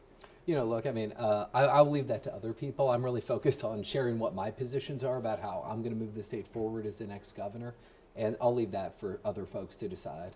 And do you think you missed an opportunity when the Chiefs question came up? You didn't say, get a wide receiver and an edge rusher? Right. I was telling Senator Haley, that's the answer to the Chiefs question. You win the debate. I'm governor, now get a wide receiver. Right. No, Worthy's going to be, kind of shouldering a big load, so I'm a little worried about that, I thought, I mean, that was an interesting question because we weren't asking about the deal. The deal's, the Chiefs are talking to the NFL about a Super Bowl now. This thing's moving forward. The question is, what are you going to do as governor? I thought they all handled themselves quite well in that regard. And, you know, maybe it's just me, but when you see the renderings of the dome, and in 3 or 4 years, people are just going to be out of their minds with excitement and happiness. So, all right. So it seems that way, John. Yeah. Senator, question. Well, and absolutely. And Senator, so good to see you, and I was very impressed by all three of you. And to that particular point, so the Chiefs are a done deal, it seems. How will you, as governor, work to bring more of a balance for the economic development and to shield the taxpayers for certain counties, like Wyandotte County, from certain deals? That's been a concern, an ongoing concern, and to bring that balance for the development of all of the county and not to further burden the taxpayers of particular counties, not just Wyandotte County, but other counties that often have to host but then bear the economic brunt without seeing any benefit. And also in data centers, so that's been one of the issues. And I think you kind of touched upon that during the debate, but that's been a concern of rank and file Democrats who are looking at who we should select to lead us over the next 4 years after we clear November. Yeah, so on the Chiefs deal, I think that I'm the strongest candidate to manage that going forward because of my background in economic development in 2 senior leadership positions at the U.S. Department of Commerce. I understand what these large economic deals look like, and I understand that a big part of that is holding people's feet to the fire. And what I'm going to do as governor is I'm going to hold the Chiefs' feet to the fire. I'm going to make sure that they fulfill every single obligation, every single commitment that they have made. I'm going to make sure that that's fulfilled, and I'm going to be a partner with communities like Kansas City, Kansas, like Olathe, that are going to be affected by this. You know, I've already sat down with Mayor Watson and KCK, and what I shared with her, what I said is what I said during the debate is, look, we are going to be joined at the hip at this.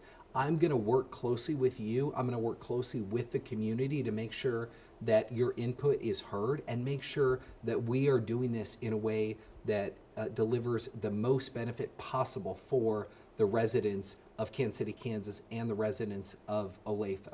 As of right now, from what I understand, because Wyandotte County put limitations on drawing the Star Bond District, they won't have a seat at the table at the Sports Authority. Did you talk to the mayor about maybe revisiting that and working more with the Department of Commerce to get a suitable map so that they can do their own development as well and take care of other parts of town? But they need a seat at the table, don't they? Yeah. Look, I've not talked to her since that specific decision was made, but I do agree with you. One of the reasons that I was a supporter of the Sports Authority was very much that I wanted to make sure that as this project moved forward, that we had leadership in Kansas City, Kansas, leadership in Olathe at the table when these kind of decisions were made. I also wanted to have a Sports Authority because it will increase the transparency and the ability of the public to understand what is going on. And so I thought that that was an important transparency piece. And so I agree that KCK very much needs to have a voice at the table on the Sports Authority, and I will fight for that as governor. All right. We appreciate you sticking around a little bit here and on a Friday night taking time to come. This is your final debate, I understand, so best of luck along the rest of the trail. Hey, thank you. We appreciate the opportunity. Thank you for being here. Take care. I understand that my colleague Jonathan Ketz is standing by in the spin lobby. Call it the spin lobby tonight. John, can you hear me? What do you got?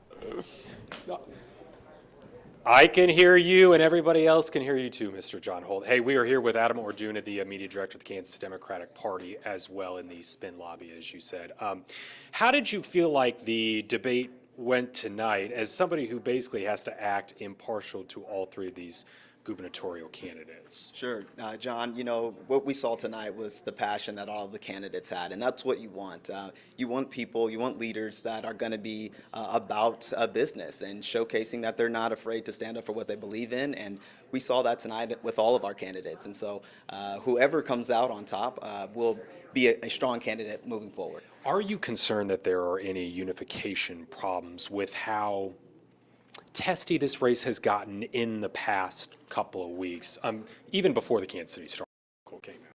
Sure, there's always some concern on whether or not people can come together, but I think in this situation we all understand what's at stake as far as the governorship, and so coming together is an absolute necessary thing that has to happen for our party. So I definitely believe that when it's all said and done, we will have unification. Do you think it will be hard for any of these three candidates to connect with voters outside of eastern Kansas, Johnson County, or Wyandotte County after the August primary? I think what our candidates have is a wealth of knowledge and experience that everyone can hang their hat on when it comes to economic growth and revenue, and the fact that everyone is all on the same page about public health, school education, public education, and healthcare. That's going to resonate with everyone across the state. So all of our candidates have a great opportunity to not just connect with Kansans, but from everyone showing what they're capable of doing. Adam, we appreciate you joining us. John, we will send it back to you, Mr. Beatty, and David Haley up on stage. Thank you, sir. We're batting 1,000 tonight as the third candidate that was with us here on stage in the final debate, a final chance to reach Kansans statewide here on our Next Star stations across Kansas. You know, we did spend some time talking about the bombshell, if you want, or the breaking news of the campaign in the last 24 hours. And I asked that unity question because I do think there's a concern that the animosity that's developed, particularly between you and Ethan Corson, could spill over into the general. And you both said you would support each other, and I'm going to take you at your word there. Yeah. Why is that critical? Do you think there's a unity problem going forward? You know, I have no animosity, and I will tell you, after elections are over, things melt. You will see that, and I am going to work hard to make sure that we unify this party, and I'm already doing that. I've been reaching out to people already to make sure that once we get past this election, that we're ready to move forward, and that we're unified on making sure we defeat Ty Masterson, the likely nominee, or whoever it is. And we're going to work to make sure that people understand absolutely what's at stake in terms of if he were to become governor, that we would lose our schools. We'd be with something, we'd be in an experiment worse than the Brownback tax experiment. We'd have a tax on voting rights. So that's the message I'm already taking out to people so that we will be unified to defeat the GOP nominee. Professor Beatty. Now, in Republican elections, I think more than Democratic elections in Kansas, there's often a nationalization of them. They'll mention Biden and Schumer. I'm a bit of a nerd, so I was counting references, and Donald Trump actually wasn't mentioned very much, and yet I think we can say he's not very popular among Democrats. Is that something you wish you had talked about more, or is that something you'll wait till the general if you get the nomination? You know, I think it had the appropriate amount of focus tonight in terms of, you know, really what I'm focused on, affordability issues, and how do we make life better for Kansans. So I want people to understand those areas I'm working on: affordable housing, affordable health care, child care, making sure we're lowering property taxes and funding our schools. So like I said, to me, that's right now where the focus needs to be, what I plan to deliver to the voters.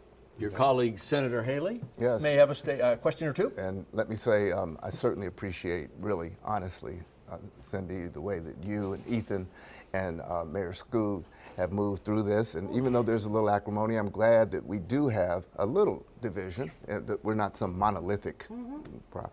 And the big problem, as you know, or the issue with Ty, who you and I have served with, is that Kansans would, under the reign of this Trump-like dictatorial person that he is, who's petty and divisive, is his way.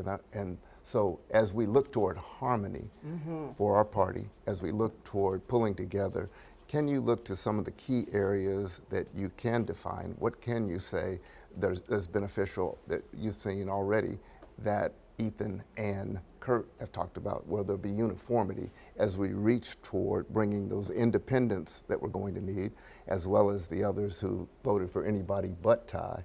Yeah. To side and to support us. Some of those areas of Yeah, issues certainly. of agreement. So I'll tell you, you know, that's what I've had to do with every single election I've had, all 4 of them in red districts. I've had to work to make sure I get not only Democrats out to vote, but Republicans and independents. And it's a lot of work, but I'm battle tested. I'm the only one who's been, you know, had to do that as a Democrat in this race. So like I said, you know, that is absolutely what I'm used to doing and building those coalitions. But I think it goes a step further too in terms of, you know, like, how do we unify?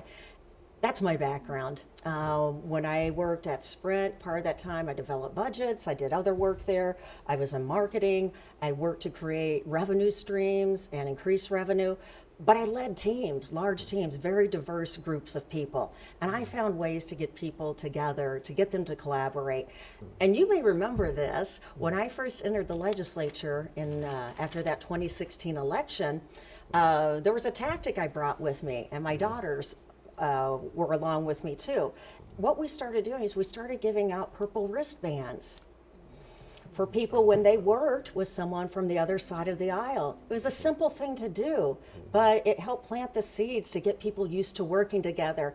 And interestingly, in a short period of time, we would see legislators say, hey, I've got 2 of these, how many do you have? And somebody would say, well, I've got 3. And you know what? That was a tactic we actually took from a grade school.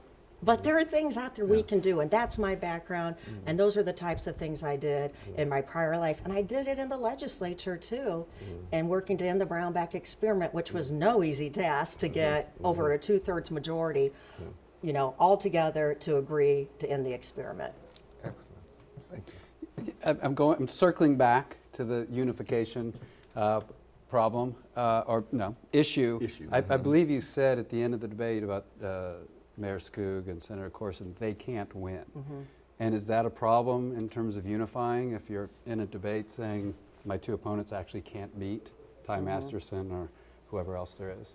Well, I think it's the same phrase we've heard them use too. Yeah, so I don't know why it's any different for me. But here's the fact of the matter. Voters in the general are going to look for differentiation between the candidates.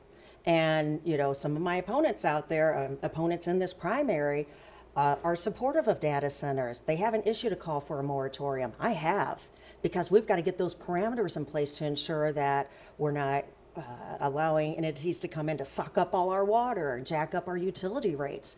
And we want to make sure it's local labor and livable wages. So like I said, those are the things I'm fighting for. And I'm the only one to issue that call for a moratorium. Here's the fact of the matter. Their views on that, as well as corporate billionaire giveaways and who supports them and their donors, that's more aligned with Masterson. It's going to be very hard to differentiate when those positions and those priorities are aligned with Masterson. And he's been attacked by Sarnecki for the data center issue. Yeah. Very good. We appreciate you sticking around. Thank Absolutely. you, Senator, for being with us tonight. Best of luck with the campaign trail. Gets into hyperspeed now. Yeah. Tuesday we'll be here before you know it. Advanced voting is underway, as we mentioned. Thank you so much for being a part of it and coming by. John Ketz is in the spin lobby. I just like saying that. It just rolls right off. The spin lobby. Jonathan Ketz. You're spinning out there, Mr. Ketz. I'm spinning. I like the vocabulary that you use as well. Hey, we've got Scott Swenson here, the first impartial interview that we've had, a supporter of Curt Skoog. You know, Scott, something that I thought was interesting, Gina Repass told us flat out that she was surprised basically at the end of May when Curt Skoog decided that he was going to run for governor. Did it surprise you that he decided to run for governor, especially if the chair of the party was surprised? Well, it's a surprise that he got in late. But the reason he got in late was because he saw the race was not really moving the way that it should be moving for the Democrats to win in November, and we can't risk losing in November. So he thought he offered a different style of leadership than the 2 candidates that were in the race. Mayor's perspective is more like a governor's perspective. And he thought that he could offer that and let the voters decide. So that's what he did. Do you get the sense that he played a more aggressive role in tonight's debate than he has in previous debates because he feels like he needs that and he's behind the other 2 candidates? I think it's an important night to make it clear for voters who are making up their minds who the best candidate is to beat Ty Masterson in November. I don't think that the race is decided yet. 44% of the polls show 44% of the Kansans are undecided. So a lot of people are making up their minds right now. If this race was going to be decided by money, it would have been decided a long time ago. If it was going to be decided by grassroots, it would have been decided a long time ago. It's still up for grabs because there's so many undecided voters. No matter who wins on August 4th when it comes to a Democrat, will Curt Skoog support that person if it isn't him? Absolutely, without question. It'll be interesting to see. Do you wish that Curt would have gotten into the race earlier? That's a kind of a fool's game to play because it doesn't really matter. He got in when he got in. There's a reason that the deadline is the day that it's set. We all celebrated the House of Representatives that we could run more races. All the candidates that got it on that day. So we're helping them to lift up in new districts. We're helping a lot of candidates that filed on that day. So Curt filed when he filed, and it's a close race going into August 4th. And how the other two candidates feel about him now could be interesting to ask, but I do know that Cindy and Ethan were both at Curt's watch party back in November when he won re-election to Overland Park Mayor, so I know they were supporters of him at that time. I appreciate you joining us. Sure.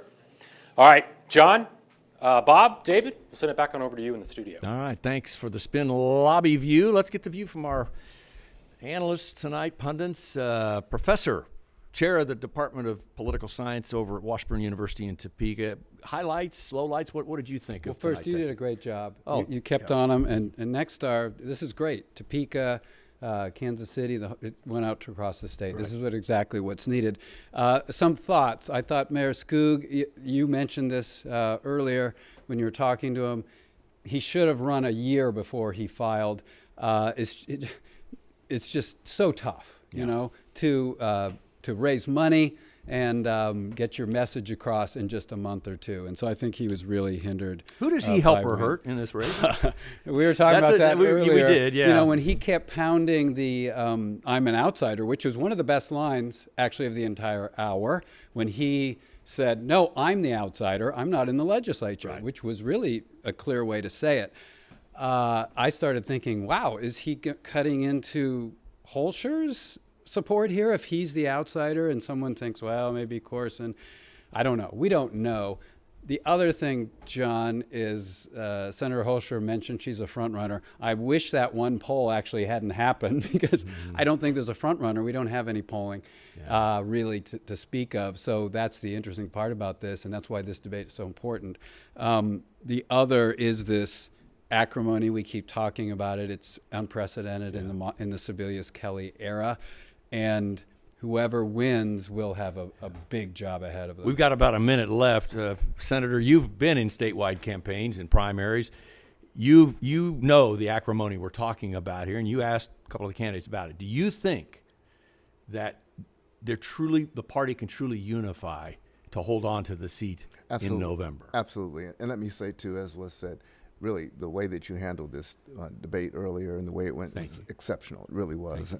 Good job, great job on it. And to show the carriage and the demeanor of each of the individual candidates, that their carriage, I think, is far away, because the definition of what Kansas is going to be set by the governor and the tone and how they conduct themselves. And they, in fact, were able to show that.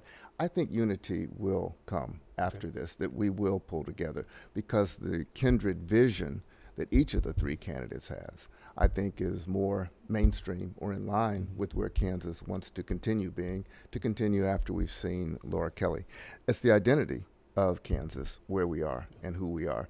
And I don't think we want to regress with the presumptive nominee coming from the other side, and they'll pull together. No matter who's in Cedar Crest, at the end of the day, it's still going to be a supermajority. So if the Democrats do maintain, there'll be a lot of work to do to get over that hump, right? I mean, that's the reality. Unless they overturn it in November. Correct. Yeah. All right. Guys, really appreciate your expertise. Appreciate you. Thank you so much. It was Professor Bob Beatty from Washburn University, the Political Science Department there. He's the chair. And Senator David Haley, Wyandotte County, Kansas City, Kansas. How many terms now? So I'm now the dean. The dean. The longest serving now. Wow, this is my 26 years.